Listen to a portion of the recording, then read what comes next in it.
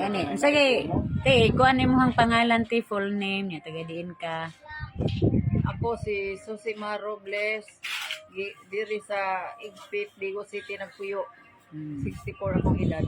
Isulti ang imuhang kuan sa product.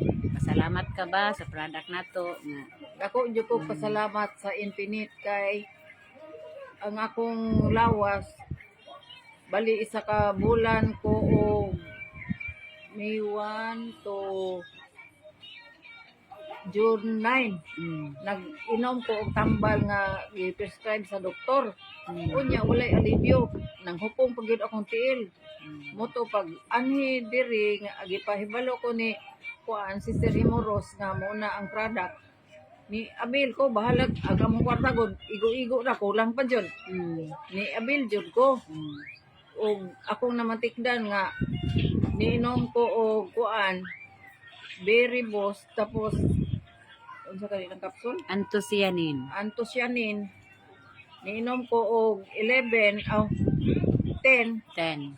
pagka nasugod ko og 10 pagka 11 pagka 11 dayon niho kuan siya ang hukong nako na wala. Wow. Na natagaan din kag kusog nga nag-wheelchair man kaadto. Nya na wheelchair pagyud ko ato lay kusog ang akong tuo nga kamot o tuo nga tiil. Pag anhin nila naglingkod pa ko sa kwan. Inungitan pa na siyang bana. Hungitan pa jud ko ang akong mga kwan in town. Akong anak, akong mga apo mo'y maghungit sa kuha. Wa jud ko kakudak nimo adto ti ba? Mga lagi karon mingon si Boy nga. Ma'am. Unsay mo sudano? Ko bahala saluyot lang na diha nga gipaksil. Okay na ko ana. Kuanan ko niya mangga unya saluyot. Anak siya din. Bibi kay ngitan ta. Ay dili na kauntog imo. Kay mo ko tubig ako. Iya lagi ko kuanon. Siya okay ra ka diha?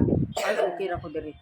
Wa na problema kay makakuan na gyud akong kamot. Nanay Wa man ni kusog. kusog. Basta kuan niya Karon kusog na gud ka mangusi. Nanay kusog. Makasindog na ko. Wow. Tikang-tikang na ko kuan pero dili pa gyud ingon nga kuan siya. Bago pa baya. Oh, Si mana pa gyud. mao. Nako nga. Dalagon kay Ginoo no. Nagyud siya paagi. Napagid siya pabuhat sa imo ha. Lagi. Oo nga, daghan pa puntag matabangan ani kay siyempre imo ning i-testimony sa imong mga parente, sa imong mga Ingon lagi ko nga. mga kaila. Ay, ang ako mga amiga akong istoryahan. Kana. Katong may mga kipambati. Kana okay kayo. Ingon lagi ko siya nga. Dami ang tapang no, og daghan pa ta napatay ka ng